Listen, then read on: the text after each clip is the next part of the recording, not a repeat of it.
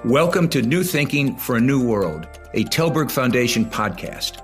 I am Alan Stoga, your host. Each week, I bring you conversations with people who think differently about the great issues that are shaping our world.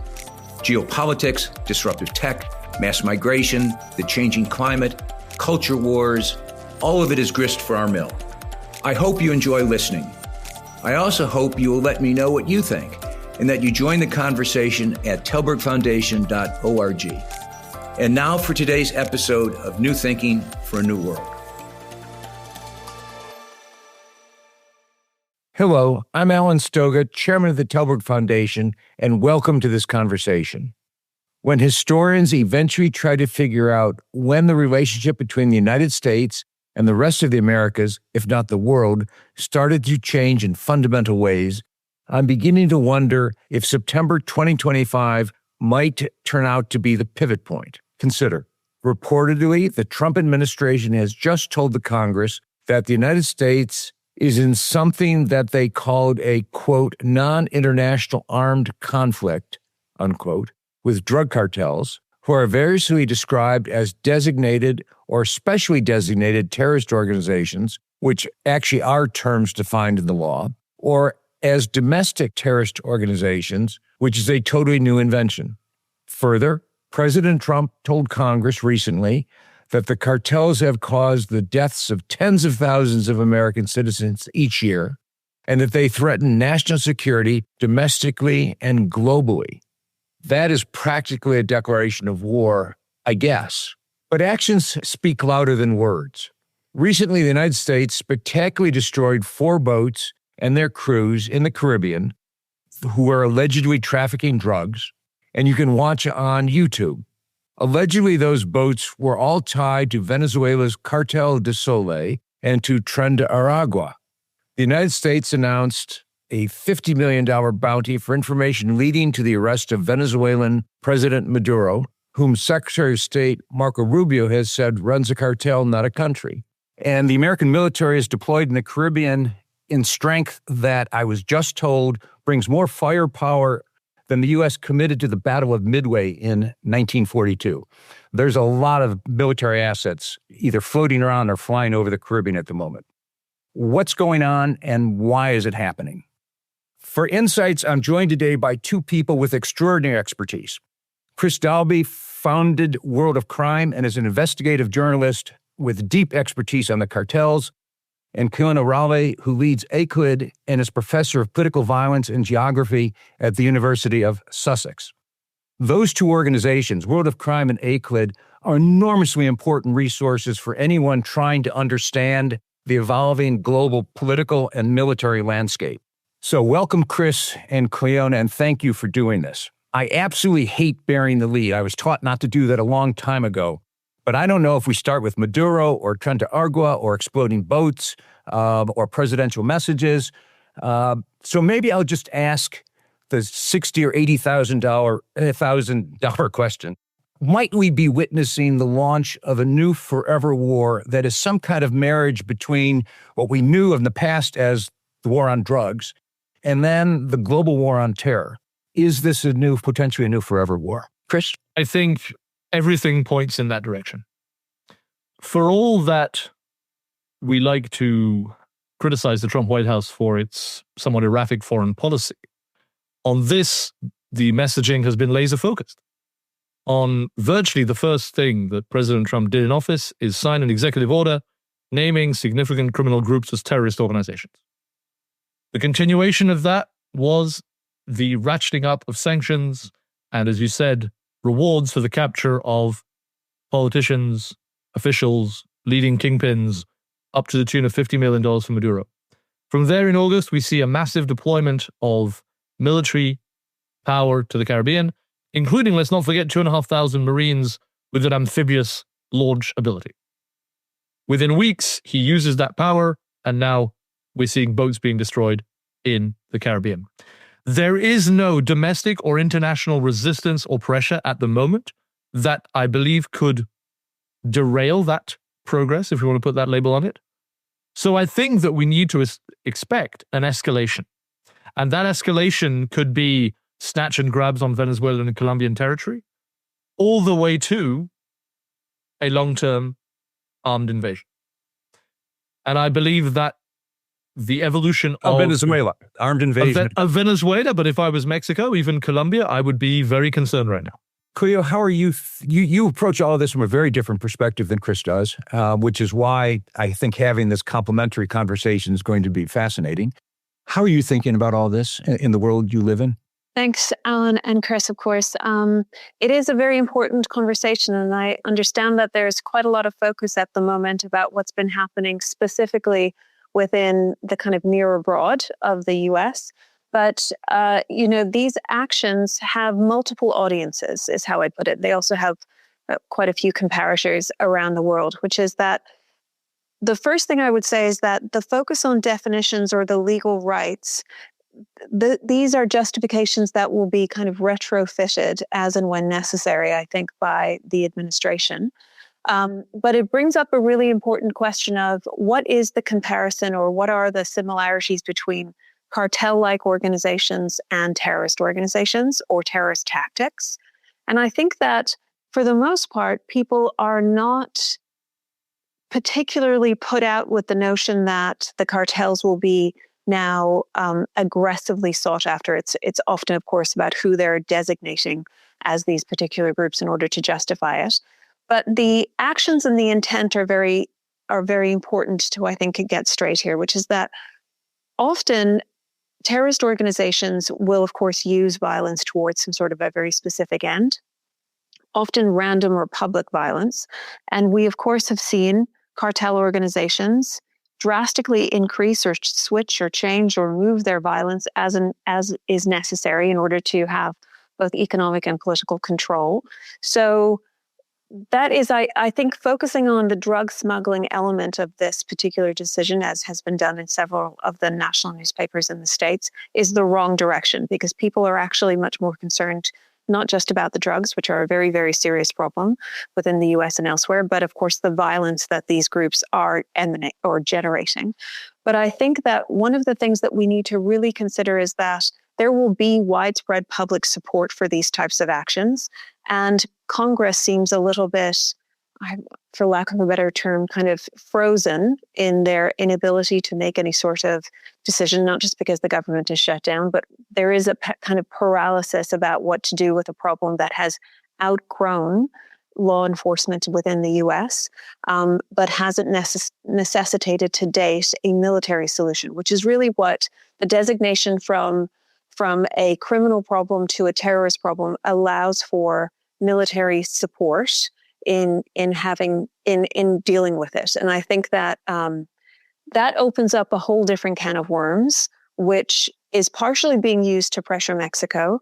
It's partially being used, I think, because Trump thinks, I have this tool, why can't I use it?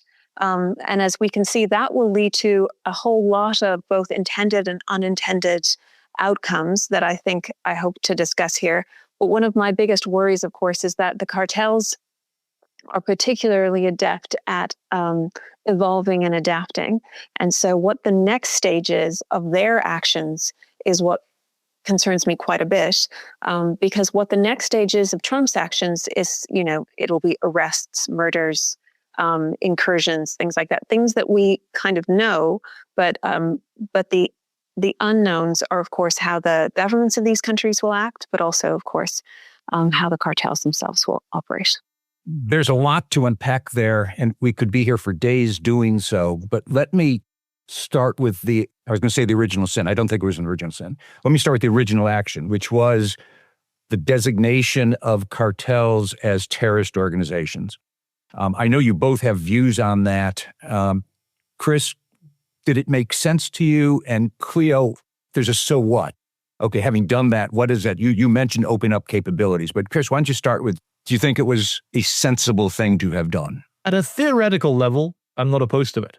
If we measure a terrorist group by the amount of damage and death that it can cause to national security and to citizens of a country, then by any measure, I emphasize, some of the groups that were designated made sense. CJ&G, Sinaloa, Gulf Cartel. Other groups that were designated did not pose the same threat. MS-13, and Tren de Aragua. Right, from the point of view of violence. From the point of view of violence, the Mexican cartels have caused untold death and destruction in North America. Tren de Aragua, yes, absolutely has a body count to it across Latin America, but not even in the same orbit as the cartels. And MS-13, of course, has now been significantly redefined by the actions of Bukele in El Salvador. But what that confluence does is it goes to a point that I've been trying to make for 2 years, which is approaching cartels as one size fits all is a critical error. Cartels, even if we just look at Mexicans, have different social, economic, political goals, different criminal economies that they operate under. They are more or less fragmented, more or less united. The response to this terrorist designation and now this escalation is you've actually strengthened the cartels. We're seeing a unification of cartels after almost 10 years of fragmentation, right? The CJNG and the Chapitos fighting side by side. Trump's designation was not the only reason that happened, but it's certainly one of them, right? If you're suddenly afraid of the 101st Airborne being your adversary as opposed to, the Sicarios from across the valley, it's a different attitude to recruitment, it's a different attitude to armament. And while the cartels are not the Houthis or ISIS or Al-Qaeda in their firepower, they can certainly unify to present a significant threat for any type of incursion, which is not the same for Tren de Aragua and the go-fast boats in Venezuela. So we're dealing with two different security dynamics. But in the outward messaging of the White House, that's all blurred into a, I think, quite intentional mess. Many things to pull there, but Cleo, this is both a rhetorical designation, that's essentially what you just said. It's about speeches. It's about trying to get people to think that these ISIS and Sinaloa are the same thing, never mind Tren de Aragua, et cetera. But the so what question to you, Cleo, there's consequences to these designations. There are, but it depends to whom. And to Chris's point, I think that if you were to take a cut of the events, for example, that a cartel, a large cartel, or even a small potential cartelito was pursuing, and you took any of the more established political violence groups around the world, you would not find a huge amount of difference in how they pursue and conduct violence. You would find a lot of difference in how they organize themselves and what the ultimate purpose of that violence was, but it doesn't look different on the ground. And that's an important designation because, I have complicated feelings about the designation of the word terrorist, but I certainly don't about groups that commit a higher than average rate of violence against civilians, often within public places and in an attempt to undermine public authority. And both cartels of all sizes, and of course, jihadi groups or nationalist rebel groups or even militias do the same thing. So I don't think that the crux of this is a distinction of the violence, right? What it in part is, of course, is how to approach dismantling these groups. And I would say that unfortunately, many groups don't dismantle because they are fought with to the point where they, for example, lose a conflict. That's actually quite a rare designation. But often violence becomes too expensive, as opposed to different forms of either anti-government engagements or acquiring political power is done through other means. And so I guess I would turn to Chris and ask, what is effective against cartels? Especially if one of the designations that I would question is, with cartels, we see a far lower rate of government cartel violence, as in the violence in which the government plays a part compared to other, let's say, an insurgent group that has some terrorist activity, like maybe Al-Shabaab. But my bigger concern is that even with overwhelming amounts of state violence towards groups, it's still quite difficult to stop their behavior. They evolve. Like I said, rebel groups evolve, cartel groups evolve. I just think that cartels have, because of their motivation being primarily an economic or business one, a much wider range of evolutions than these other groups do. Thank you, Cleo. I completely agree with you that cartels are interested in doing business. following the money is the only thing that has ever worked. Whether it's the Mexican cartels, whether even prior to Mano Dura in El Salvador, going after MS-13's ability to send remittances, going after front companies, shell companies. I see from my friend Victor in the comments questions about PCC and Red Command in Brazil, going after their ability to take over state functions and offer public services in Rio, in Sao Paulo, and other cities. Closing off those aspects requires dramatic and rapid shifting from the cartels, which they are not always able to do. There's this old adage, which is true, that organized crime is the most adaptable form of business in the world. Absolutely. But a wholesale economic shift away from models that allowed a cartel to pay their soldiers, to pay their capos, to keep the edifice going, because let's be clear, there's no ideological loyalty to a cartel. There might be loyalty to a man, but it's loyalty to money. So going after money is the only way to do it. Since the Obama administration, we have seen very limited attempts to go after the money. There's been some work in Mexico, actually by their financial intelligence unit, which has done great work. Brazil independently has done very well with seizing assets belonging to their criminal groups, but internationally, very little. Yet we understand it more than ever. Our ability to witness the blockchain, to witness the cryptocurrencies and follow those is there. Investigative journalists like Insight Crime have done amazing work at connecting the suppliers in China that are providing chemical precursors. Yet the actual enforcement of that information and that visualization has not been happening. And certainly one of the biggest letdowns under the current administration in the US is the very weak interest in going after the money. Is it because there is a preference for violence? Is it because they don't have the financial tools? Is it because to go after the money, you actually need to work closely with allies?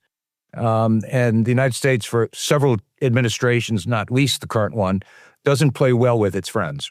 I'll just pop in here because I do think that to some degree, just a show of force is what Trump is particularly interested in. There may be, in fact, much more sophisticated geopolitical options on the table for other members of the administration or even elites within the neo-broad governments. But I think that for Trump, he sees examples like Duterte in the Philippines, and he thinks, yeah, I can do that. I can go after these drug smugglers or these cartel members with overwhelming violence that I have at my disposal because of the security state.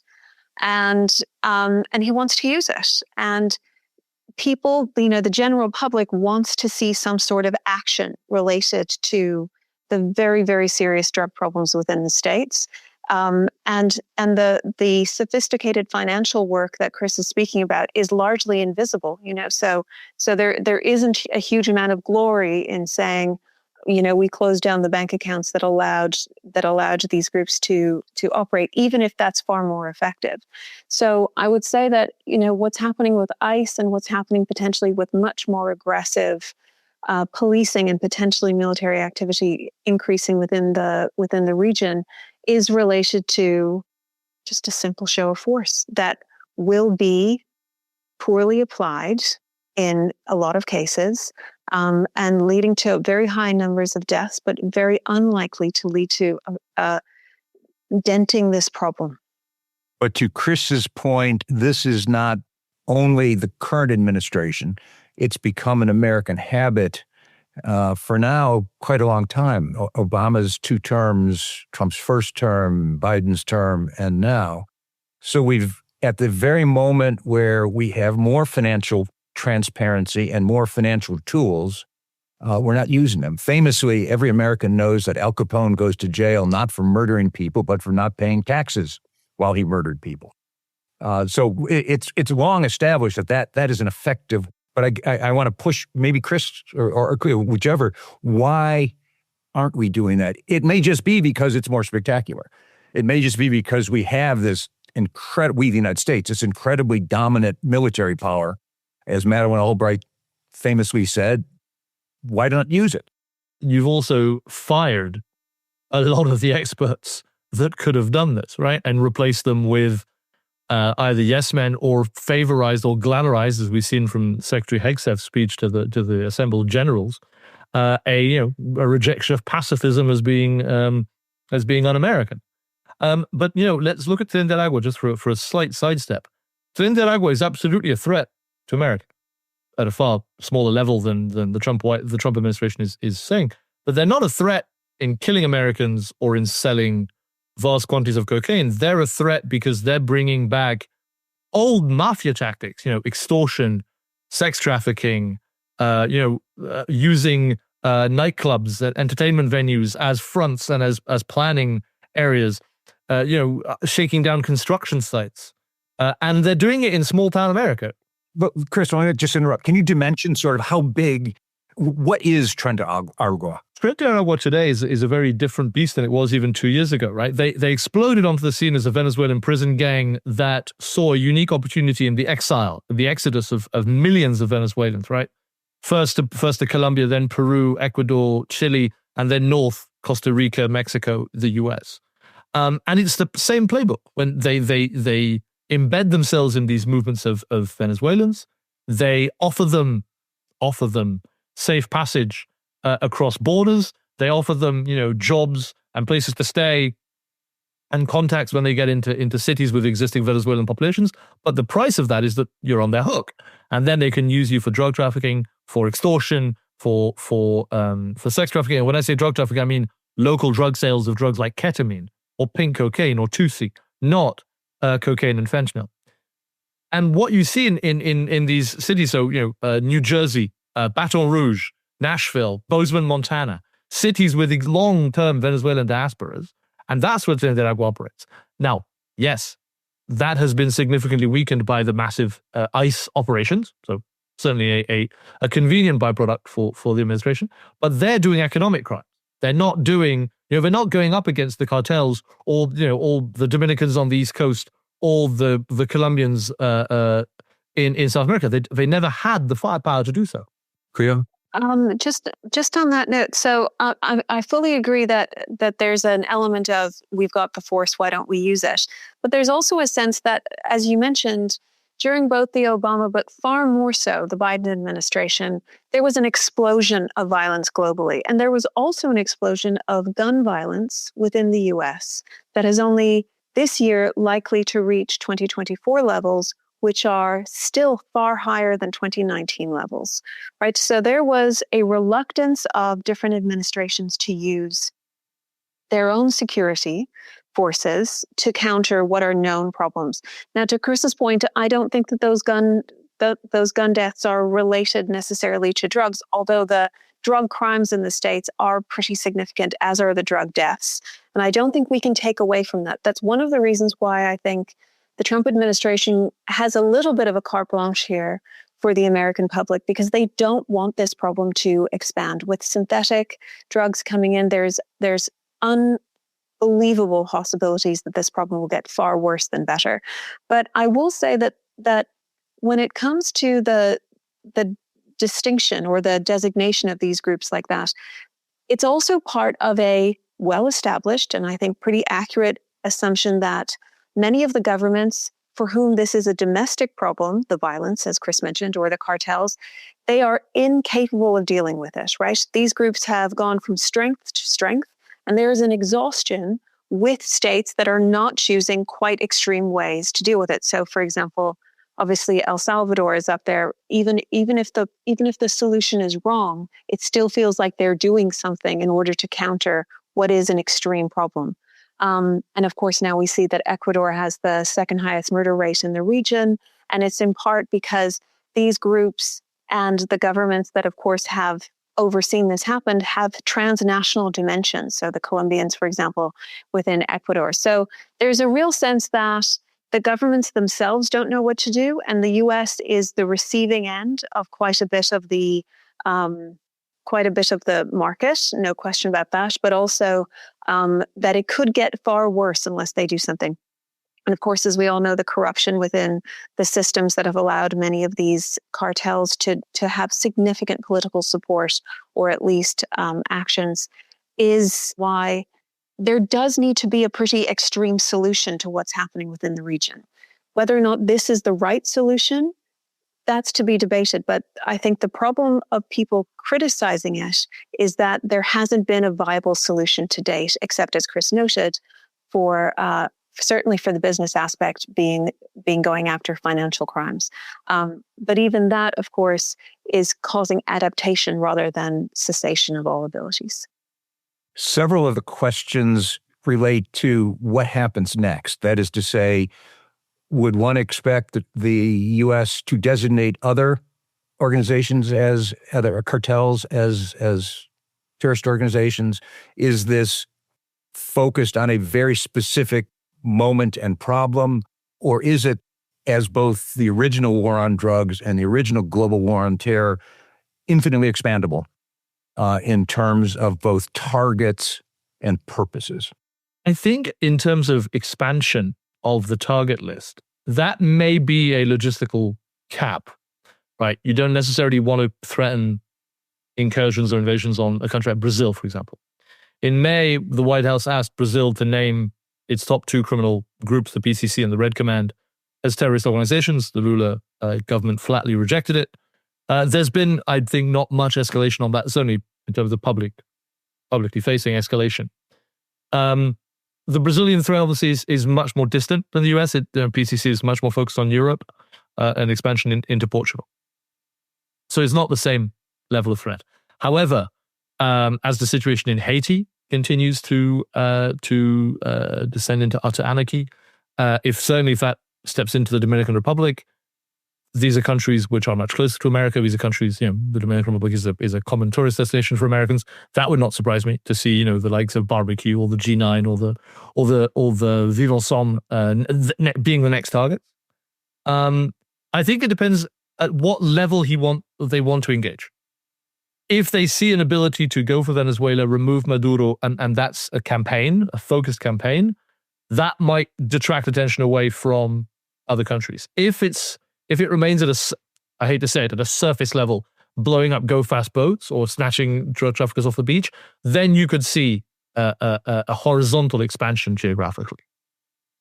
One of the problems with both the drug war originally and the global war on terror is there was never a definition of victory, right? There's no end state that you can say, oh, the drug problem is solved. Oh, the terrorism problem is solved. We can go home and have a parade. And in fact, you've sort of just touched on that. Is the purpose to someday say Tren de Aragua does not exist anymore? Is that possible? Is this, which goes partially to also the other way to look at the question of, do you keep on expanding it? Do you target others, whether in Somalia or Brazil or in West Africa? All of that, one part of the question. And the other part's going to be, are there any allies in this potential war?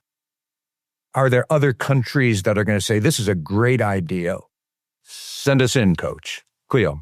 So I would say that we should consider what happened with the designation of jihadi groups in, especially, of course, around 2000 in that period, which is that a lot of governments took that upon themselves to designate all of their problems as terrorist groups, because even though they did not expect the US to come in, it granted them a huge amount of ally power with the US administration at the time for weapons, for all sorts of support, etc., if you did so.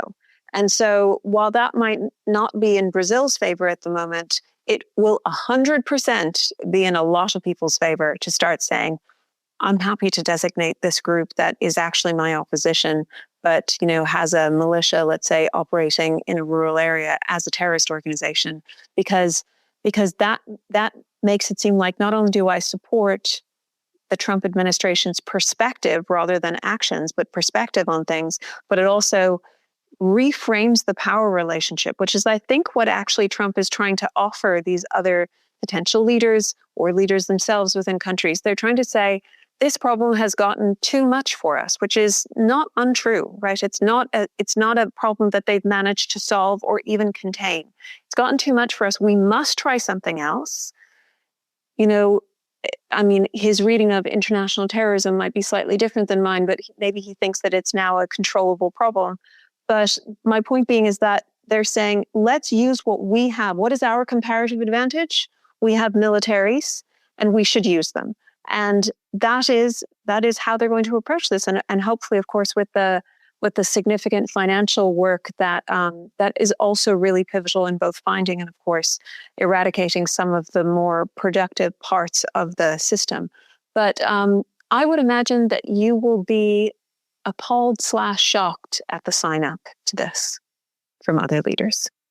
Just to bounce off what Cleo has very well articulated, is that we see a already dramatic weakening of police ability, investigative ability in the US, or a willingness to do sloppy police work. For example, Tren de Aragua was presented federally as a threat, as a Venezuelan criminal threat invading America with very little specificity about what they were doing. I tracked, when I was writing the book last year about Tren de Aragua, dozens of arrests of Venezuelan people, and I'm not commenting on the legitimacy of the arrest. Let's assume they were guilty of what they were arrested to have done.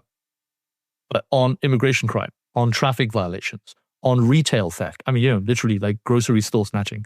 And within a day, they were alleged Tren de Aragua. Within an hour, they were alleged Tren de Aragua. That is a police, and I had police sheriffs off the record tell me, why wouldn't we say they were Tren de Aragua? A, they might be. B, it gets us attention. C, I get promotions. D, we get access to federal budgets for our police force.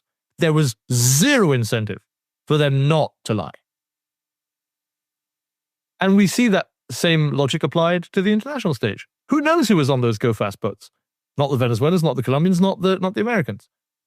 On top of that, the complexity of those boats, it's simple, right? They were drug traffickers carrying cocaine into the Caribbean. Likely, possibly. Let's assume, again, let's be nice and generous and assume that all those boats had cocaine and drug traffickers on them. If they did, they were the lowest rung on the criminal hierarchy. And those go-fast boats are used by illegal migration or coyotes. They're used to move fuel. They're used to move guns. And they're also used on occasion by legitimate enterprises who want to stay off the radar. The first boat he sank had 11 people. That's a hell of a lot of people to move drugs, right? That on a go-fast boat, you're reducing the amount of space you have to move the profitable stuff. So it's likely that a high percentage of the people who were killed on those boats had nothing to do with drug trafficking at all. But it makes for a spectacular video. For sure. The question becomes, does it make for a next step of policy? And that goes in two directions. You've both suggested that there are going to be no shortage of countries around that will say, we can join this crusade because it's in our interest, either our political interest, our social interest, our military interest, maybe our legitimate before all of those words, maybe not so legitimate. But in Europe, I was just thinking that there is, I mean, Chris and I might agree or disagree with this, but there is an enormous public problem with migration especially within the UK. Part of that is that it's been elevated to now kind of a public emergency. And part of it is that there was largely unrestricted movements post-COVID. And there would need to be some pretty fundamental changes in everybody's perspective to treat that like a law enforcement issue rather than a Home Office immigration issue. Chris, what do you think? I absolutely agree with Cleo. There is a major migration-related crime issue across Europe. The problem is the cost that it takes on democracy to treat migration as a fundamental criminal problem. There's an alarming situation happening in Belgium right now. Over the last few years, the mistreatment of legal asylum seekers in Belgium and the failure to provide basic services means that the Supreme Court in Belgium and top other courts have fined the government to the tune of 16 million euros for the sloppy handling of prison and migration centers. There's still a basic level of human rights that you have to achieve. This week, the migration minister said, we're not paying. This week, the migration minister says, I have a limited budget. Screw your fines. I'm ignoring the judiciary. That's a constitutional crisis right there. You've just undermined your three top courts, and it's a member of the cabinet. In the EU, in the heart of the EU.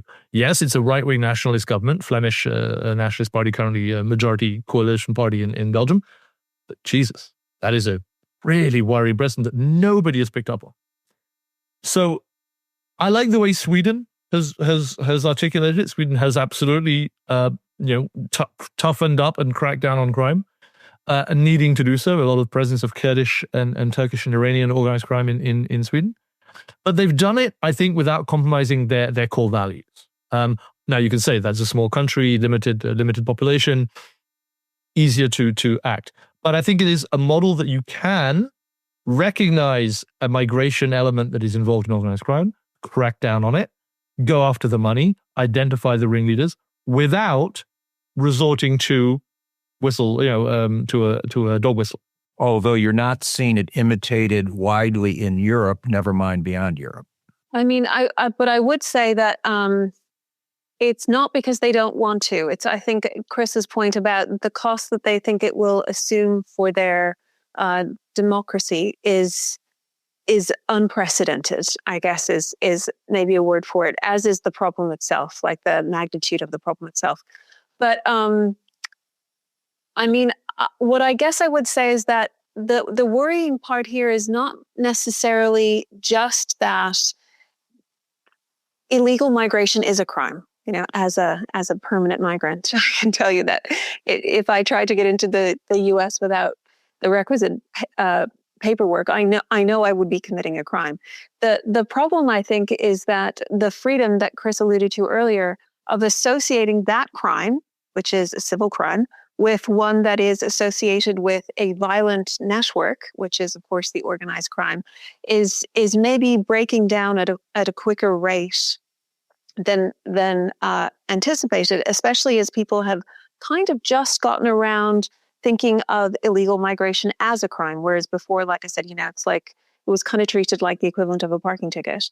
So that jump is kind of a classic Trump administration thing, which is that there are some obvious elements, especially with traffickers, that you can associate with those things, but now there's been a much broader application of a pretty extreme rule, and we all have to now get our heads around it. Even if, as I mentioned before, it is not strictly legal, it's not illegal either. And so that's the Trump administration all over. The first and the second terms have been a stretching of these norms/rules with impunity. With impunity, that's the most important thing. No one's going to get in trouble for stretching this to its limit by any stretch of the imagination. What do War Lessons from Gaza, Rethinking Education, Peace in Ukraine and Visionary Leadership have in common? They are all themes from recent episodes of this podcast. Check out more episodes on talbergfoundation.org or on a platform of your choice. Where does this go? You already made some suggestions that there will be an embracing from some governments around the world because it's coincident with where they need to go or want to go. Chris, early on, you said the cartels are starting to understand they have more in common than they thought they had, especially now. So there's an obvious question of what do they do, both the well-established cartels as well as the newer ones. Is there a potential for,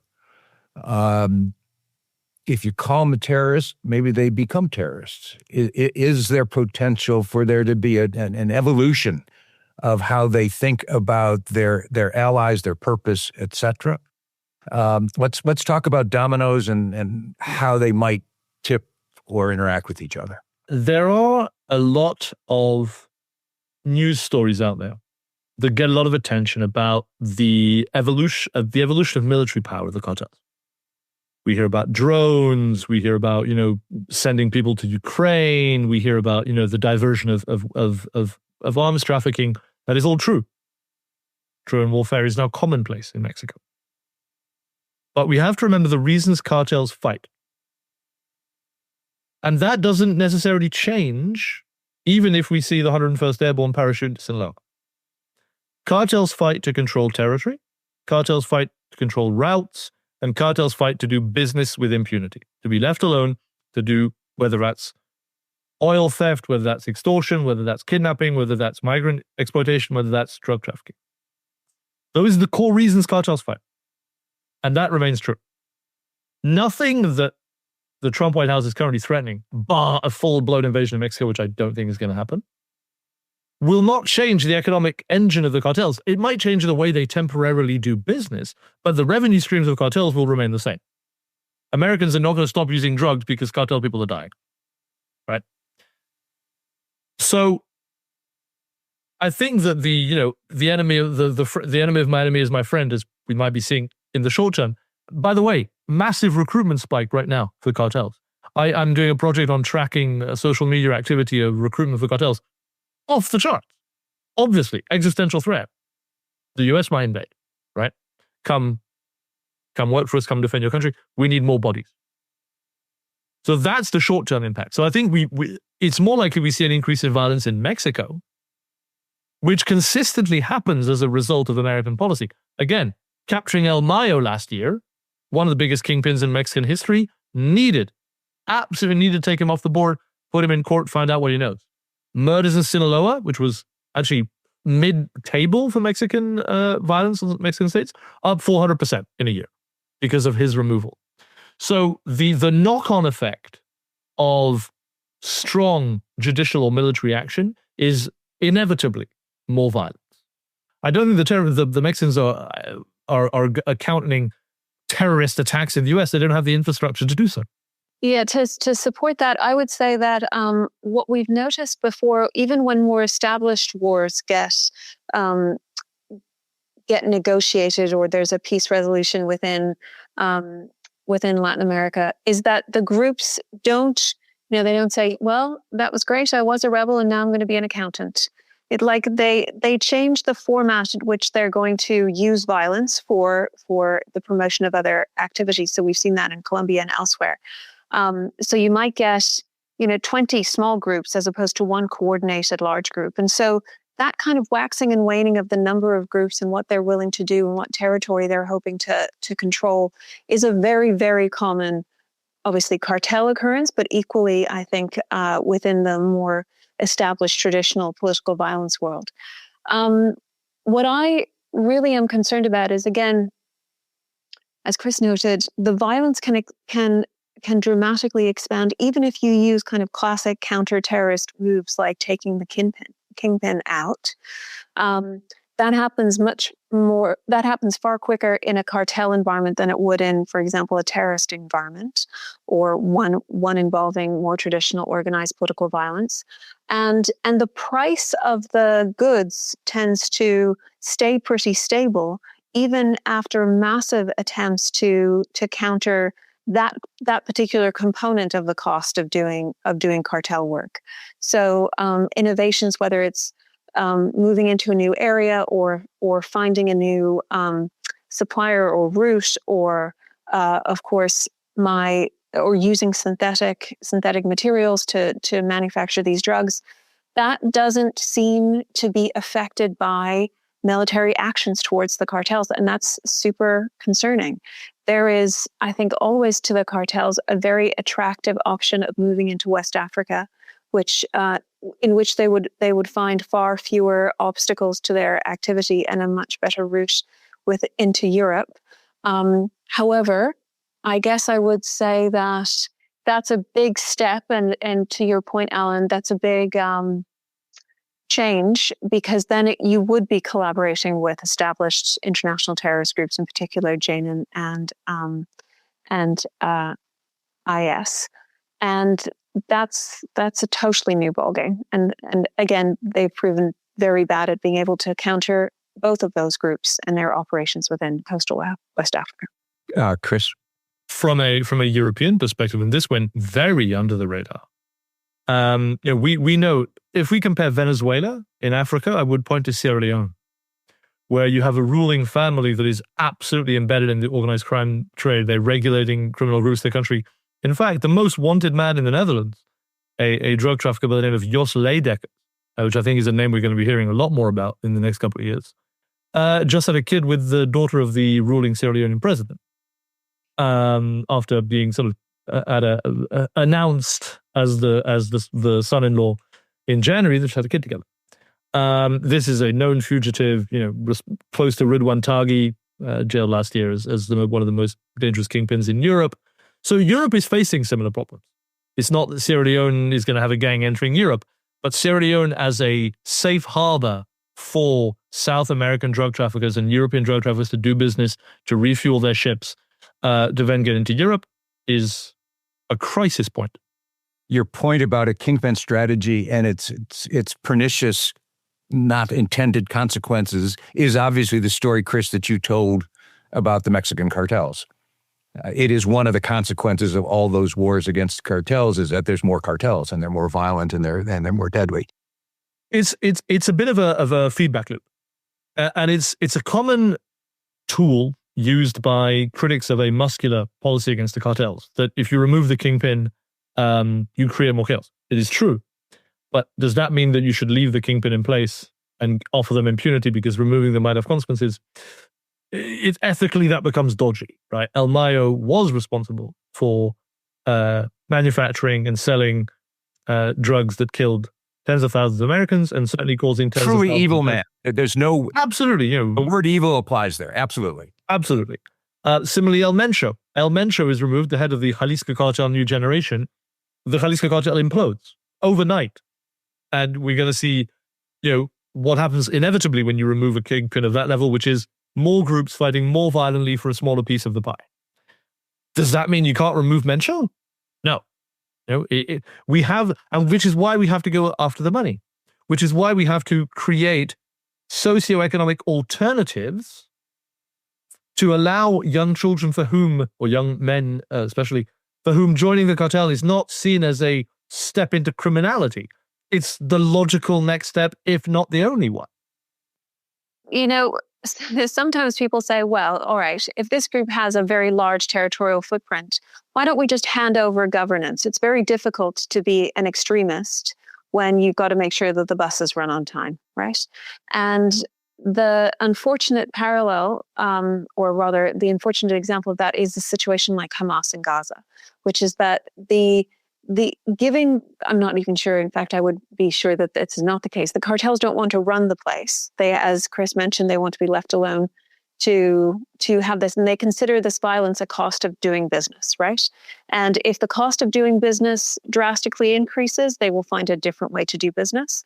But getting rid of drug cartels and drug use is a very different problem to getting rid of violence, even if they are in some ways combined for this tactical advantage that both the cartels and terrorist groups use.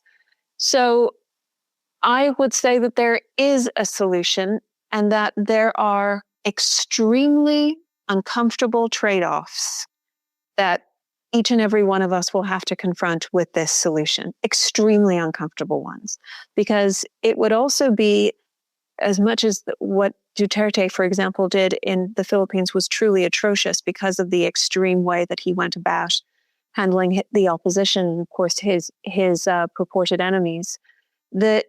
He is never considered to be a bad president for how he dealt with the drug war, which of course was at a much earlier stage than some of this use is across the U.S. and other places. So what I would say is that if we're going to criticize the Trump administration's approach to this, and there are valid criticisms, then dealing with the problem as it is, rather than how we want it to be, is one of the first stages to do that. And I don't think that there are many, many other viable solutions outside of the fact that there 100% should be a focus on the criminal finances of how this works, alongside a much more rigorous approach to the violence that these groups are able to enact upon communities. Chris? I agree with the term that Cleo used, which is there are some very uncomfortable realities that we have to confront. I am often called naive when I'm asked that question. Is there no hope? Is it hopeless? Short term, maybe. Short term, maybe. But if we look back 30, 40 years, how many countries that are now relatively stable in Latin America were certainly not, whether it was military dictatorship, whether it was, narco states, whether it was corporate abuse, whether it was, higher levels of violence. Of course, there are countries that have declined catastrophically, Haiti, Venezuela. But if we look at Panama, Costa Rica, Chile, Argentina, even Brazil, There are hopeful examples in the region. They were different. Their change required a political shift, sometimes armed, sometimes peacefully. It's much more insidious with the cartels. But again, barring Mayo Mencho, most of these people would choose an alternative. I've spoken to cartel members. I've been in prisons. I've been talking to them, some who've reformed, and all of them would welcome an alternative. I know it's naive to say, but these are people. And that's what I try and tell in the books, that these are people who at some point, whether forced into it or by choice, went down a horrific path and should be absolutely punished for what they've done. And in many cases, that is sadly a violent end to what they do. But that's not how you fix things long term. I believe that there are institutions in America that understand that. Is Trump creating a forever war? Maybe, because then it becomes a sunk cost fallacy, right? We've invested X billion into blowing up ships in the Caribbean. We're just going to keep going because retreat is seen as somehow un-American or un-Republican or unpatriotic. And that's the spiral that is more dangerous to me than what the cartels are doing. I want to circle back, Cleo, to your work, and you referenced it earlier. You have demonstrated rise in violence, conflict over the last several years around the world. Almost no one is exempt. We clearly are have moved into a more violent era. Chris is looking for some optimism here, and I'm having trouble buying into it.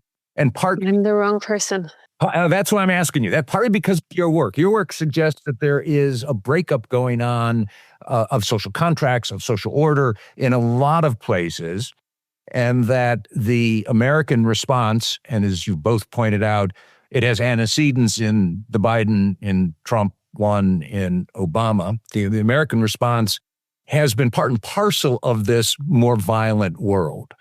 I guess what I would say is that there's two things at play here. One is that the drastic rise in violence is because of far more state violence than has been perpetrated before. And a huge proportion of that, of course, is both Russia and Israel. But a lot of states have decided to take a much more muscular approach to how they deal with levels of conflict within their region. And I really do want to emphasize, they're not going for total peace, that what they want is a manageable amount of violence within their territories. And they have decided to go about that through the increased use of bombing in particular. So they're not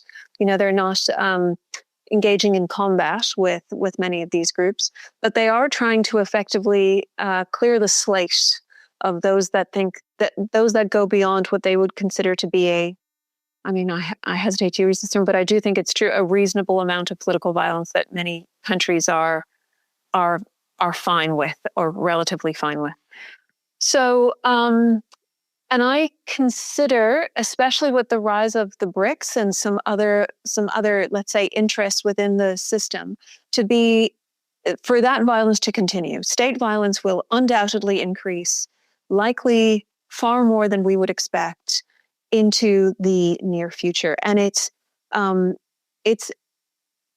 retraction, or rather, it's kind of a dismissal of what the US has been trying to build up in the last 2 decades, for example, around the world. But it's also seen as a very clear indication that didn't work, right? The notion about stabilization or inclusive political governments or development as a precursor to stability, none of that turned out to be as true as I think many of its adherents wanted them to be. And so we are likely to see a drastic increase in state violence. And with it, Chris would know this well, quite a lot of the accoutrement that comes with that, paramilitaries or militias that are being used by different elites in order to secure political power, because that's going to be the resource, right? That's what's going to be the only way that you actually can assume some sort of authority within a state, is to go through the state itself. It's worrying times, I guess, for that reason. It's sorry, Chris. That's pretty depressing. Before you go, Chris, I'm tempted to summarize what you just said, I think, this way. We have lived in an era where people thought there was by definition, a war had a beginning, a middle, and an end. That is a uniquely modern phenomenon, I would argue. And my reading of history, the 100 Years' War, is a perfect example. The 50 Years' War. Though the war used to be a more permanent condition, violence used to be a more permanent condition, we thought the war to end all wars, and then the second war to end all wars, would end all wars, and it hasn't. And the things we've built up to try to prevent conflict demonstrably aren't preventing conflict. So again, I ask the question, and maybe that's, as we wind up, maybe the forever war framing is the wrong framing because we still want to think of it as somebody wins a war and then it ends and then you go on and you have peace.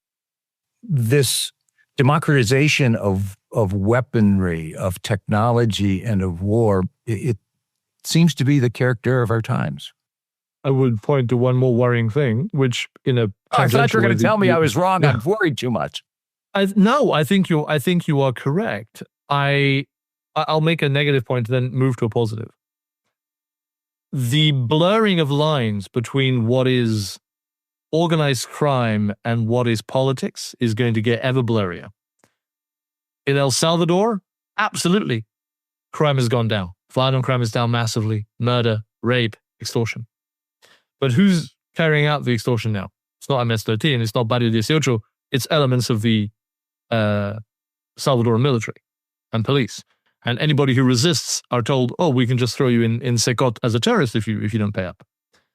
We see it in Venezuela most blatantly. We know Nicaragua. There's a comment about Al-Shabaab in the comments, and certainly there we see a blurring of political and crime. In Brazil, at a local level, when the biggest organized crime groups in the country are building buildings and renting out apartments and providing internet and gas and car parking spaces and controlling, who can have internet, building their own apps for Uber replacements. You have I think the topic of criminal governance, whether it's traditional politics moving into organized crime to fund themselves, or whether it's organized crime, unlike in Mexico, who see political power as a way of cementing their criminal gains. I think that's a major geopolitical trend in the next decade or two. As a positive, and this is absolutely naive in a certain way, we have built examples of institutions that collaboratively do work and do bring about prolonged periods of socioeconomic growth and low crime. Violent crime is trending downwards. Let's perhaps the last year, less so, in the US, in Europe, certainly in other parts of the world. There are parts of the world where violent crime is trending downwards. That is replaced with, sadly, a sort of background acceptance of corruption and cronyism, which can absolutely then revert, if they're left alone too long, reverse the benefits that you've had in terms of violent crime. Chris, I must say, before I ask Cleo, of all the words I used to describe you, naive has never been one that isn't in the list. Thank you, Al. Cleo. That's a really good point. I think that one of the problems I have with the reversion, the point about violent crime going down, is that it's going down from quite a high, right? As in, like, it really went up, especially around COVID, and since, and now it's showing some small regressions, but certainly not back to the mean. And I perhaps Chris knows this better than others, but I'm not sure that there's a plausible explanation why it increased so much, or a plausible explanation as to why it decreased, or what laws or patterns this crime is trying to emulate. But what I would say is that I found it disturbing that the gun violence rates in the States is matching global political violence when these two phenomena have nothing to do with each other, really nothing to do, because in the gun violence in the States is overwhelmingly, obviously, a criminal issue, whereas the organized political violence that is globally referenced is done by much more traditionally understood groups rather than crime. But to underscore your point, I think that as you get more states engaging in political violence, you will get more organized criminal groups doing the same. and offering political services, as we've just discussed. I'm always a little bit reluctant to talk about criminal governments because I think they couldn't be bothered governing getting drunk in a bar, let alone, an actual country. So, but I think that everybody's in for a pretty rough time. We might look back to your point earlier, Alan, at September 2025 as the beginning, but a pretty gentle beginning to what's coming. Let me ask a last unfair question of both of you.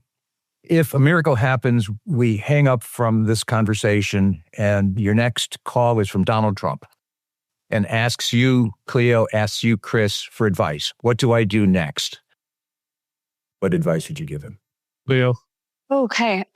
He would never. You are a gentleman. See, I did naive not. I guess what I would suggest is that he replace the Secretary of Defense, and the reason being is that I do think that Secretary of War. Secretary of War. Secretary of War. Let's be precise. What I do think that needs to happen is that there does need to be a very robust security sector, not just reform, but change to understand the threats that are likely to affect both the American people, but equally in the sense of the federal government and of course the Department of War, to make the U.S. understand the threats to themselves and others, but also to help prepare others for what threat is going to look like. And I think that the U.S. remains, a potential incredibly important force in trying to put some sort of a lid on the level of violence that's likely to emanate. But I would also suggest that other leaders who engage in violence to which they have large-scale impunity are simply setting the scene for more. And so there needs to be a much more aggressive response to how those leaders are dealt with. Chris, what's your advice? I would say in unity lies strength. You can go after, and I will say, the drug policies of the US have not worked. Drug seizures are not a deterrent. Arrests and extraditions are not a deterrent. You want to make a military statement? Make a military statement. But make it with the backed up cooperation of Canada, of Colombia, of Mexico. They know better than you who to target. They know better than you where the big major air quotes bad guys are. And at the same time, that level of collaboration on you want to show that you're militarily strong, that unlocks the long-term efficacy, which is going after the money, which is understanding who the real actors are. And also, yes, absolutely fire your Secretary of War. He's an idiot. I want to thank you both for that advice because I think both of your advice ought to be taken. I am not naive, for better or for worse. I doubt if it's going to be taken. So I suspect we're in for a lot more of this. And as you, Cleo, said as well, we may look back and say that this is the opening, shot in something that that doesn't end, just continues to metastasize over time. So thank you, Cleo Raleigh, Chris Dalby. And as I said at the start, both of your organizations are doing fabulous work, and I hope everyone who has been listening to this is online checking you out as we end. Thank you very much. Thanks, Alan. Thanks, Chris. Thank you very much. Thank you for listening to this episode of New Thinking for a New World. I'm Alan Stoga, podcast host, and I look forward to your joining our next conversation. Remember, tell us what you think at telbergfoundation.org.